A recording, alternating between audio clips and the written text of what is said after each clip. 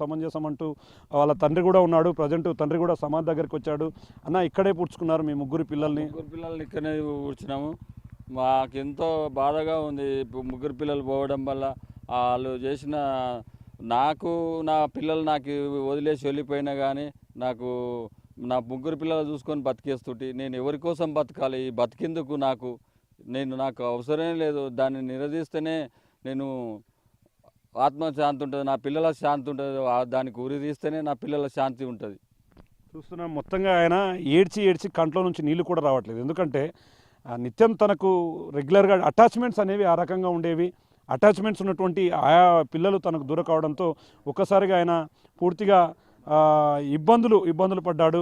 వారికి సంబంధించినటువంటి కొంతమంది కూడా ఇక్కడ ఉన్నారు. అమ్మ ఏంటమ్మా ఈరోజు ఈ సంఘటన చూస్తే ఇదంతా కూడా గ్రామంలో విషాదం, మీ కుటుంబంలో కూడా దీన్ని తిరిగి వాళ్ళని తెచ్చివ్వలేనటువంటి పరిస్థితి, ఏం చెప్పాలనుకుంటున్నారు?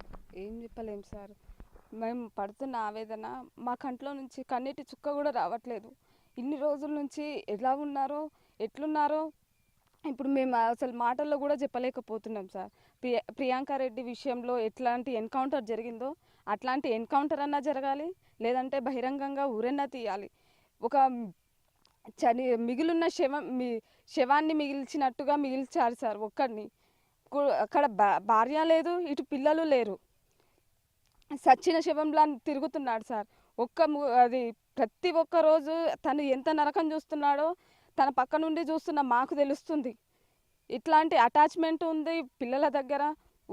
తను డ్యూటీకి వెళ్ళొచ్చిన తర్వాత ఇట్లాంటి విషాదాన్ని తను అసలు చూస్తాడని కూడా కల్లో కూడా అనుకోలేదు సార్. అతను పిల్లలు ఎట్లా ఉండేవాళ్ళమ్మా? మీతో ఎట్లా ఉండేవాళ్ళు? సరే, తల్లిదండ్రులతో మీతో ఎట్లా ఉండేవాళ్ళు? పిల్లలు మాతో కూడా చాలా మంచిగా ఉండేవాళ్ళు సార్.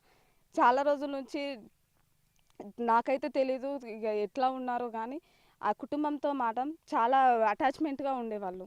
చూస్తున్నాం ఇక్కడ చాలా మంది వాళ్ళ తల్లిదండ్రులు కూడా ఉన్నారంటే అమ్మ ఏం చెప్పాలనుకుంటున్నారమ్మా? అది చదువు సారు, నా మరిది మేము రోడ్డు మీద పడ్డాం. ఒక్కనాడు కొట్టలే తిట్టలే, కలిసి మెలిచి ఉన్నాం. ఒకనాడు దూరం ఉంచలే. పిల్లల నాశనం చేసింది అని మాత్రం దాన్ని కూడా అట్లే ఉరి చేయాలి, ఉండొద్దు. ఎంత బాధగా ఉండాం. ప్రతి ఒక్కరి నోట కూడా ఇదే మాట వినిపిస్తుంది. ఏంటంటే ఈ విధంగా పాల్పడినటువంటి వారిని క్షమించకూడదు, వారిని వెంటనే ఉరి తీయాలంటూ చూస్తున్నాం. నిజంగా ఈరోజు ఈ దృశ్యం అనేది నిజంగా ప్రతి ఒక్కరికి కూడా కన్నీరును తెప్పించే విషయం. ఎందుకంటే ఈ రోజుల్లో పిల్లలు లేక కోట్ల రూపాయలు వెచ్చించి పిల్లల కోసం ప్రయత్నం చేసే తల్లిదండ్రులు చాలామంది ఉంటారు. కానీ ఎదిగి వచ్చినటువంటి 12 సంవత్సరాలు 8 సంవత్సరాలు 9 సంవత్సరాల పిల్లలను తన కన్న తల్లే సొంతంగా ఈ విధంగా కడ తీర్చడం అనేది చాలా హృదయ విదారకం. అమ్మా ఏం చెప్తావమ్మా? ఏం చెప్పేయలేదు సార్, దాన్ని ఉరికిచ్చి చేసి దాన్ని చంపేయాలి మా పిల్లలతోటిగా, అంతే. ఇంకేం చేసేది లేదు. వీళ్ళు వాళ్ళు చెప్పడం మస్తుగా చెప్తారు, మస్తుగా అది చేస్తారు, కానీ ఇంత ఘోరం అయితే ఏడా జరగలేదు. ఈ పిల్లలు ఎట్లా చేసిందో దాని చేతికుంటా దాన్ని అట్లే ఉరిశిక్ష చేయాలి.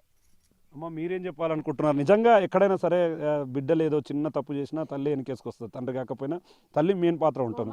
మా మరిదే మా యారాలే పిల్లల పెద్దగా గంతలోత అయిన పిల్లలు, సరిగిత అయిన పిల్లల ఎట్లా చేతులు వచ్చినాయి, ఎట్లా చంపింది, ఎట్లా పానం ధరించింది, ఎట్లా చేసిందో ఏమో మాకే తెలియదు. మంచిగా ఉన్నారు, అందరు మంచిగానే ఉన్నారు, పిల్ల మొగుడు మంచిగానే ఉన్నారు. కానీ ఇట్లా చేసేది మాకు తెలియదు సార్. దాన్ని చంపాలే, ఉంచకూడదు. ప్రతి ఒక్కరి నోట మాట అది. ఎందుకంటే మేజర్గా మహిళలు పిల్లలకు ఏమైనా జరిగితే తట్టుకోవడం మాత్రం అసాధ్యం. ఎందుకంటే తన సొంత పిల్లలను ఎవరైనా ఒక మాట అంటేనే భరించలేనటువంటి పరిస్థితి నుండి తన సొంత బిడ్డలను చంపుకోవడం ఏంటంటూ కూడా ఇక్కడ ఉన్నటువంటి వారంతా కూడా చెప్తున్నారు. ఇక్కడ మరికొంతమంది కూడా ఉన్నారు. అమ్మ ఏం చెప్పాలనుకుంటున్నారు? అమ్మ ఏం చెప్పాలనుకుంటున్నాను సార్, దాన్ని ఉరిశిక్ష తీయాలి. ఏ పిల్లలకైనా ఏ తల్లి అయినా అట్లా వేయొద్దు. మళ్ళీ ఇంకే తల్లి అయినా వేయగలుగుతుందో వాళ్ళ చూసిన ఏ తల్లి అయినా వేయొద్దు. అట్లా ఇట్లా ఉరిశిక్ష తీస్తేనే మంచిగా ఉంటుంది సార్ ఎవరికైనా కానీ. చెప్పమ్మా. మేము అదే సార్, దాన్ని పిల్లగాడు మంచోడు, మాలోడు మంచోడు, మంచిగా ఉన్నాడు, వాస్తు లేకుండా మంచిగా అన్నిటికీ అన్ని ఉన్నాయి, అన్ని సమాధానం ఉన్నది. అది ఏం చేసుకున్నారో ఎక్కడ చేసుకున్నారో మాకు మస్తు బాధ ఉండదు. దాన్ని ఉరిశిక్ష తీసిందే బెటర్ సార్. అందరూ చూస్తున్నాం ప్రతి ఒక్కరు కూడా ఇదే మాట చెప్తున్నారు. ఇక్కడ అమ్మ అంటే ఎప్పుడన్నా ఇటువంటి మీరు అంటే మీ ఇన్ని రోజులుగా ప్రయాణంలో ఎప్పుడన్నా ఇట్లాంటి ఘటనలు చూసారమ్మా ఎక్కడన్నా? చూడలే. మా రంగారెడ్డి జిల్లాలో ఇప్పుడు ఈ జిల్లాలో మా తాలూకాలో జరగాలంటే ఫస్ట్ విషయం ఇదే విషయం. ఈ ఆస్తులు వస్తాయి, పాస్తులు వస్తాయి, మనకు సంసారం చెడిపోతే సంసారాన్ని నిలబెట్టుకుంటాం, మన రెక్కలు చల్లగా ఉంటే. పిల్లలు పోతే పిల్లలు సంపాదిస్తామా? పిల్లలు కానోళ్ళు లచ్చలు పెడుతున్నారు, కోట్లు పెడుతున్నారు. నా బిడ్డ పెళ్ళి అయ్యి 2 సంవత్సరాలు అవుతుంది. 2 సంవత్సరాలకు మేము లక్షలు పెడుతున్నాం, వేలు పెడుతున్నాం. నా బిడ్డలకు 2 సంవత్సరాలకే తల్లడి నేను మస్తు పైసలు పోస్తున్నా. 3 పిల్లలు అసహాయంగా చంపిందంటే దాన్ని ఈ ఘటనలో ఈ రాజాన ఈ తెలంగాణలో దాన్ని ఉంచొద్దు. దాన్ని నరకం చూసి దాన్ని ఉరిశిక్ష పెట్టి దాన్ని ఈ రాజ్యంలో ఉంచనే వద్దు. ఈ దేశాన్నే ఉంచొద్దు. ఆ పిల్లలు ఎట్లా చనిపోయారో దాన్ని కూడా అట్లా చంపేసేయాలి సార్. ఈ గ్రామంలో ప్రతి ఒక్కరూ ఒకటే మాట చెప్తున్నారు, తమ గ్రామానికి సంబంధించి ఇట్లా ఒక వ్యక్తి చేయడం చాలా దారుణం అంటూ చెప్తున్నారు. ఆ గ్రామానికి సంబంధించినటువంటి కొంతమంది ఉన్నారు. అన్న ఏంటన్న గ్రామంలో ఏమనుకుంటున్నారు ఈ ఘటనతో? ఒక్కసారిగా ఏంటి మీ ఊరు పేరంతా కూడా ఎక్కువగా వినిపిస్తుంది. వాస్తవంగా ఇట్లాంటి ఘటన ఏం చెప్పుకోవాలనుకుంటున్నారు? ఇక్కడ జరగలేదు, అంత ఘోరం ఇక్కడ జరగలేదు. ప్రతి గ్రామంలో ఇదే ఉంది. మా తెలంగాణ డిస్టిక్లో మొత్తం, ఆంధ్రలో కూడా మొత్తం అంతటా ఇదే అయిపోయింది. ప్రతి ఛానల్లో తెలిసిపోయి ఇట్లాంటి ఘోరం మళ్ళీ ఏడ జరగద్దు. మరి ఇంత ఘోరంగా జరిగినందుకు చాలా కఠినంగా ఉరి తీయాలి. బహిరంగ ఉరి తీసి పబ్లిక్ మళ్ళీ ఇట్లాంటి తప్పు చేసే వాళ్ళకు ఇదొకటి ఉరి శిక్ష తీస్తే మళ్ళీ ఇంకొకరికి తర్వాత వేరే వాళ్ళకి చూసేటోళ్ళకి కానీ వినేటోళ్ళకి కానీ ప్రతి ఒక్కటి తెలిసి ఉంటుంది అన్నట్టు నేను అనుకుంటున్నాను. అట్లా భయం అనేది ఉండాలి. రేవంత్ రెడ్డి ఇంతకుముందు కేసీఆర్ దీక్షణ ఎవరు ఇక్కడ చార్మినార్ ఎన్కౌంటర్ చేసిన సజ్జనార్ సార్, అప్పుడు ఆడ అది ఎన్కౌంటర్ బయటికి తీసుకుపోయి ఎన్కౌంటర్ ఎట్లా చేసారో ఈమెను కూడా అదే విధంగా చేయాలి. నేనైతే మనస్ఫూర్తిగా అదే కోరుకుంటున్నాను.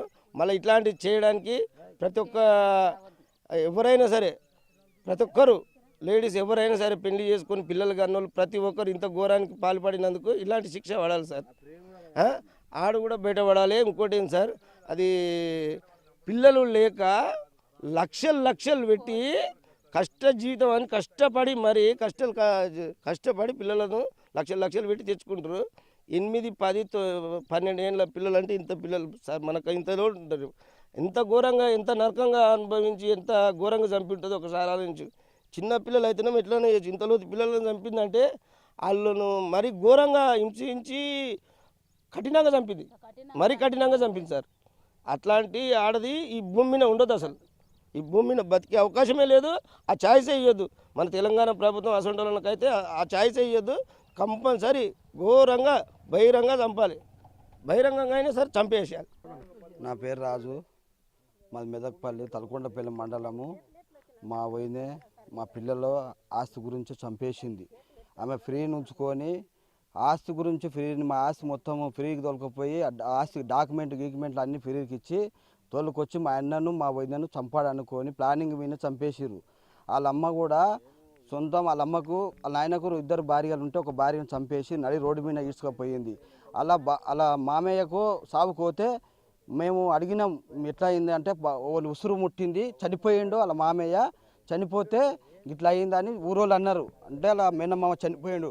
త్వరలో పోతే వదినే ఏమైందమ్మా మిమ్మల్ని ఇట్లా అంటారు అంటే మా అమ్మ ఇంకో అమ్మ ఉండే ఆమె చంపేసింది. మా అమ్మ రోకల్ బండ తీసుకొని కొడితే చనిపోయిందని మా వదిన మాకు కంటిన్యూ చెప్పేసింది. ఆ రోజు చెప్తే చనిపోతే ఏమో వదిన గట్టెలు చేస్తారు, అది పద్ధతి కాదు కదమ్మ అంటే మా అమ్మ అప్పుడు ఆవేశం వనికి రాక కొట్టింది, చనిపోయింది అని.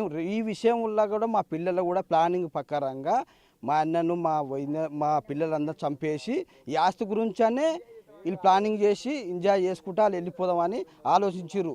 ఈ మిస్టేక్లా మా అన్న కొంచెం ఆర్డర్ వచ్చే వల్ల వెళ్ళిపోయి మా అన్న పానాలతో బతికేసాడు.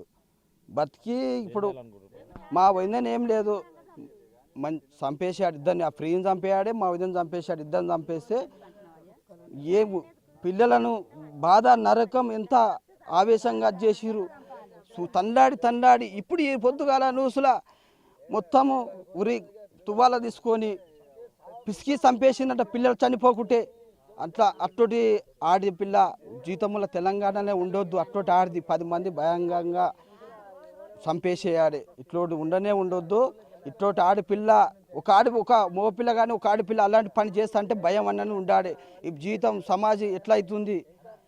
కేసీఆర్ ప్రభుత్వంలా మన ఇక చార్మినార్ రోడ్లో ప్రియాంకన ఆమె చంపినప్పుడు ఎట్లా చేసి రేపు చేసి చంపితే ఎట్లా ఎన్కౌంటర్ చేసిరో ఈమెను కూడా ఇద్దరిని ఎన్కౌంటర్ చేసి చంపేయడని మా మనసు పూర్తి చెప్తున్నాము.